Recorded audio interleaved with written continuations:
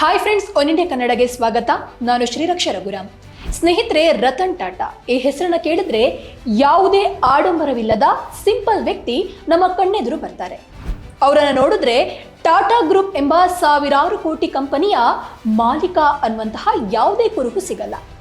ಯಾವುದೇ ಆಡಂಬರವಿಲ್ಲದೆ ಬದುಕ್ತಾ ಇರುವಂತಹ ಟಾಟಾ ರತನ್ ಇಂದು ತಮ್ಮ 86ನೇ ವರ್ಷದ ಹುಟ್ಟುಹಬ್ಬವನ್ನು ಆಚರಿಸಿಕೊಳ್ತಾ ಇದ್ದಾರೆ.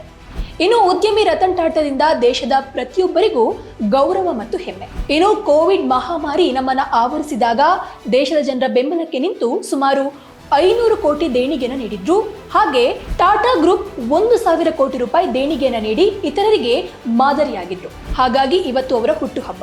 ಈ ಸಂದರ್ಭದಲ್ಲಿ ರತನ್ ಟಾಟಾ ಅವರ ಜೀವನ, ಸಾಧನೆ, ಅವರ ಲೈಫ್ ಜೊತೆಗೆ ಇನ್ನು ಕೆಲವೊಂದು ಇಂಟ್ರೆಸ್ಟಿಂಗ್ ಮಾಹಿತಿಯನ್ನ ನಾವಿವತ್ತು ನೋಡೋಣ. ಸ್ನೇಹಿತರೆ, ರತನ್ ಟಾಟಾ ಅವರು ಗುಜರಾತ್ನ ಸೂರತ್ನಲ್ಲಿ ಡಿಸೆಂಬರ್ 28, 1937ರಂದು ಪಾರ್ಸಿ ಕುಟುಂಬದಲ್ಲಿ ಜನಿಸಿದ್ರು. ಅವರ ತಂದೆಯ ಹೆಸರು ನವಲ್ ಟಾಟಾ ಮತ್ತು ತಾಯಿಯ ಹೆಸರು ಸೋನು ಟಾಟಾ.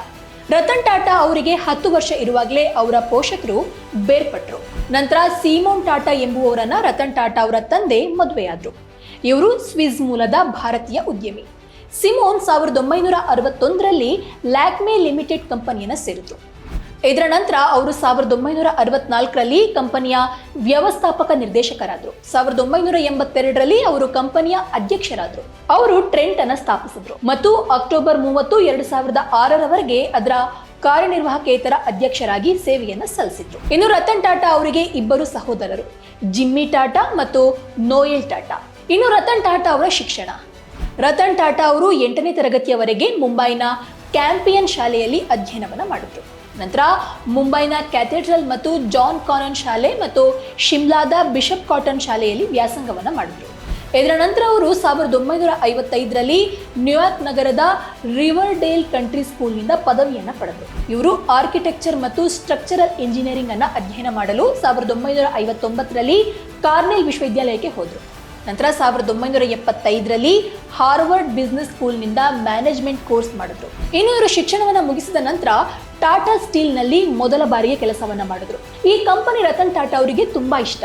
ಬ್ಲಾಸ್ಟ್ ಫರ್ನೇಸ್ ಮತ್ತು ಸುಣ್ಣದ ಕಲ್ಲು ಉತ್ಖನನದ ನಿರ್ವಹಣೆ ಅವರ ಮೊದಲ ಜವಾಬ್ದಾರಿಯಾಗಿತ್ತು. ರತನ್ ಟಾಟಾ ಅವರಿಗೆ IBM ನಿಂದ ಉದ್ಯೋಗಾವಕಾಶ ಬಂದಿತ್ತು, ಆದರೆ ಇದನ್ನು ತಿರಸ್ಕರಿಸಿದ್ರು. ಬದಲಾಗಿ ಅವರು ಟಾಟಾ ಸ್ಟೀಲ್ನಲ್ಲಿ ತಮ್ಮ ಕುಟುಂಬದ ವ್ಯಾಪಾರವನ್ನ ಮುಂದುವರಿಸಿಕೊಂಡು ಹೋಗುವಂತಹ ಜವಾಬ್ದಾರಿಯನ್ನು ತೆಗೆದುಕೊಂಡ್ರು. 2012ರಲ್ಲಿ ಟಾಟಾ ಸನ್ಸ್ನ ಅಧ್ಯಕ್ಷ ಸ್ಥಾನದಿಂದ ಕೆಳಗಿಳಿದ ಬಳಿಕ ಐಷಾರಾಮಿ ಕೊಲಾಬಾ ಮನೆಗೆ ತೆರಳಿ ನಿವೃತ್ತಿಯ ಜೀವನವನ್ನ ಆನಂದಿಸ್ತಾ ಇದ್ದಾರೆ. ಏನೋ ಬ್ರೋಕರೇಜ್ ಸಂಸ್ಥೆಗಳ ಪ್ರಕಾರ ಟಾಟಾ ಅವರ ಮನೆಯು 2023ರಲ್ಲಿ ಅಂದ್ರೆ ಈ ವರ್ಷ ಅದನ್ನ ಒಂದು ವ್ಯಾಲ್ಯೂ ಮಾಡಿದ್ರೆ 150 ಕೋಟಿ ರೂಪಾಯಿ ಮೌಲ್ಯದಾಗಿದೆ ಅಂತ ಹೇಳಲಾಗ್ತಾ ಇದೆ. ಏನು ಮುಂಬೈಯ ಕಡಲ ತೀರದಲ್ಲಿರುವಂತಹ ವಿಲ್ಲಾ 3 ಮಹಡಿಯದ್ದಾಗಿದೆ. ಏನು ಏಕಾಂತ ಬಯಸುವಂತಹ ರತನ್ ಟಾಟಾ ತುಂಬಾ ಸರಳ ವ್ಯಕ್ತಿ. ಹೌದು ಸ್ನೇಹಿತರೆ, ಅದು 1835ರ ಸಮಯ.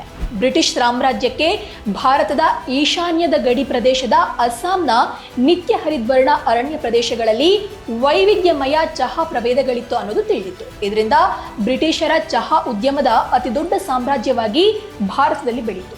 ಭಾರತಕ್ಕೆ 1947ರಲ್ಲಿ ದೊರಕಿದಂತಹ ಸ್ವಾತಂತ್ರ್ಯದೊಂದಿಗೆ ಬ್ರಿಟಿಷ್ ಆಳ್ವಿಕೆ ಕೊನೆಗೊಂಡು ಟಾಟಾ ಗ್ರೂಪ್ ಬ್ರಿಟಿಷ್ ಸಾಮ್ರಾಜ್ಯದ ಅತಿ ದೊಡ್ಡ ಟೀ ಬ್ರ್ಯಾಂಡ್ ಆಗಿದ್ದ ಟೆಟ್ಲಿಯನ್ನ ವಶಪಡಿಸಿಕೊಳ್ಳಲು ಸಾಧ್ಯವಾಯಿತು. ಭಾರತೀಯ ಕಂಪನಿ ಸ್ವಾಧೀನಪಡಿಸಿಕೊಂಡ ಅತಿ ದೊಡ್ಡ ವಿದೇಶಿ ಸ್ವಾಧೀನದಲ್ಲಿದ್ದಂತಹ ಕಂಪನಿ ಇದಾಗಿದೆ. ಇನ್ನು ಆ ಸಮಯದಲ್ಲಿ ಇಂಟರ್ವ್ಯೂ ಮಾಡಿದ್ದಂತಹ ಪತ್ರಕರ್ತರಾದ ಡಾಮಿಯನ್ ರತನ್ ಟಾಟಾ ಅವರನ್ನ ಭೇಟಿಯಾಗುವಂತಹ ಮುನ್ನವೇ ರತನ್ ಟಾಟಾ ಕುರಿತಾದ ಕೆಲವೊಂದು ವಿಷಯಗಳನ್ನ ತಿಳಿದಿದ್ರು. ದೇಶದ ಶ್ರೀಮಂತ ವ್ಯಕ್ತಿಯಾಗಿದ್ರು ಕೂಡ ಅವರ ಜೀವನ ಶೈಲಿ ತುಂಬಾ ಸಾಮಾನ್ಯವಾಗಿತ್ತು. ಹೀಗಂತ ಡಾಮಿಯನ್ ಸ್ವತಃ ಹೇಳಿದ್ದಾರೆ. ಇನ್ನು ಏರ್ ಇಂಡಿಯಾ ಆಯೋಜಿಸಿದಂತಹ ಪಾರ್ಟಿಯೊಂದರಲ್ಲಿ ಡಾಮಿಯನ್ ಕೂಡ ಭಾಗವಹಿಸಿದ್ರು. JRD ಟಾಟಾ 1932ರಲ್ಲಿ ಸ್ಥಾಪಿಸಿದಂತಹ ಭಾರತದ ಮೊದಲ ವಾಣಿಜ್ಯ ವಿಮಾನವೆಂಬ ಹೆಸರನ್ನ ಇದು ಪಡೆದಿತ್ತು.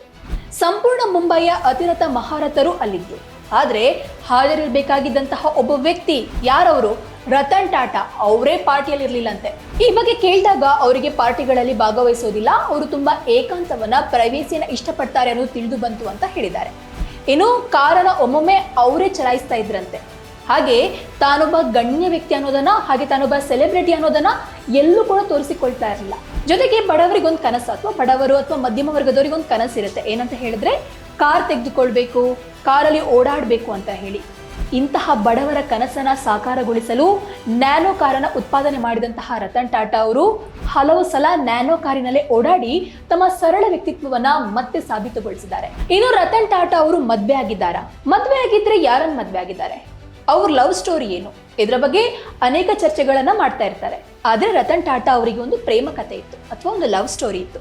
ಹೌದು ಸ್ನೇಹಿತರೆ, ಉದ್ಯಮಿ ರತನ್ ಟಾಟಾ ಮದ್ವೆ ಆಗಿಲ್ಲ. ಆದ್ರೆ ಒಮ್ಮೆ ಅವರೇ ಹೇಳಿರುವಂತೆ ಅವರಿಗೆ 4 ಬಾರಿ ಮದ್ವೆ ಪ್ರಸ್ತಾಪ ಬಂದಿತ್ತು, ಅಂದ್ರೆ ಪ್ರಪೋಸಲ್ಸ್ ಬಂದಿತ್ತು. ಆದ್ರೆ ಕಾರಣಾಂತರಗಳಿಂದ ಮದ್ವೆ ಆಗ್ಲಿಲ್ಲ ಅಂತ ಹೇಳಿದ್ರು. ಇವತ್ತಿಗೂ ಕೂಡ ಸಿಂಗಲ್ ಆಗಿರುವಂತಹ ರತನ್ ಟಾಟಾ ಅವರು 25ನೇ ವಯಸ್ಸಿನಲ್ಲಿದ್ದಾಗ ಸುಂದರವಾದ ಹುಡುಗಿಯೊಬ್ಬಳನ್ನ ಪ್ರೀತಿಸಿದ್ದಂತೆ. ಆ ಹುಡುಗಿ ಕೂಡ ರತನ್ ಟಾಟಾ ಅವರನ್ನ ಮನಸಾರೆ ಇಷ್ಟಪಟ್ಟಿದ್ರು. ಆದ್ರೆ ಆ ಹುಡುಗಿಯನ್ನ ಮದ್ವೆ ಆಗ್ಲು ಸಾಧ್ಯನೇ ಆಗ್ಲಿಲ್ಲ. ಹೌದು, ಅಮೆರಿಕದಲ್ಲಿ ಕಾರ್ಯನಿರ್ವಹಿಸ್ತಾ ಇದ್ದಂತಹ ವೇಳೆ ರತನ್ ಟಾಟಾ ಅವರು ಮುದ್ದಾದ ಹುಡುಗಿಯೊಬ್ಬಳಿಗೆ ಮನಸೋತಿದ್ರು. ಇಬ್ಬರ ಮನೆಯವರನ್ನ ಒಪ್ಪಿಸಿ ಮದುವೆ ಆಗ್ಬೇಕು ಅನ್ನುವಂತಹ ವೇಳೆ ಭಾರತ ಮತ್ತು ಚೀನಾ ನಡುವೆ ಯುದ್ಧ ಶುರುವಾಗಿತ್ತು. ಅಮೆರಿಕದಿಂದ ಭಾರತಕ್ಕೆ ಮರಳುವಂತಹ ಯೋಚನೆಯಲ್ಲಿದ್ದಂತಹ ರತನ್ ಟಾಟಾ ಅವರು ಆ ಹುಡುಗಿಯನ್ನ ಮದುವೆಯಾಗಿ ಸ್ವದೇಶಕ್ಕೆ ತೆರಳಲು ಸಿದ್ಧವಾಗಿದ್ದರು. ಆದ್ರೆ ಆ ಹುಡುಗಿಯ ಪೋಷಕರು ತಮ್ಮ ಪುತ್ರಿಯನ್ನ ಭಾರತಕ್ಕೆ ಕಳುಹಿಸಲು ಹಿಂದೇಟನ ಹಾಕಿದ್ರು. ಅಲ್ಲದೆ ಬೇರೊಬ್ಬ ಹುಡುಗನೊಂದಿಗೆ ಆಕೆ ಮದುವೆಯನ್ನ ಮಾಡಲು ಸಿದ್ಧತೆಯನ್ನ ನಡೆಸಿದ್ರು. ಇದನ್ನ ತಿಳಿದಂತಹ ರತನ್ ಟಾಟಾ ಅವರು ಜೀವನದಲ್ಲಿ ಮದುವೆಯೇ ಆಗೋದಿಲ್ಲ ಅಂತ ನಿರ್ಧಾರವನ್ನ ತೆಗೆದುಕೊಂಡಿದ್ದಾರೆ. ಇನ್ನು ರತನ್ ಟಾಟಾ ಅವರು ಹೇಳಿದಂತಹ ಕೆಲವೊಂದು ನುಡಿಮುತ್ತುಗಳನ್ನ ನೋಡೋಣ. ಕಾಲೇಜು ಮುಗಿದ ನಂತರ 5 ಅಂಕಿ ಅಂದ್ರೆ 5 ಡಿಜಿಟ್ ಇರುವಂತಹ ಸಂಬಳವನ್ನ ನಿರೀಕ್ಷಿಸಬೇಡಿ. ಯಾರು ಕೂಡ ರಾತ್ರೋರಾತ್ರಿ ಅಧ್ಯಕ್ಷರಾಗೋದಿಲ್ಲ. ಅದಕ್ಕಾಗಿ ತುಂಬಾ ಶ್ರಮ ಪಡಬೇಕು.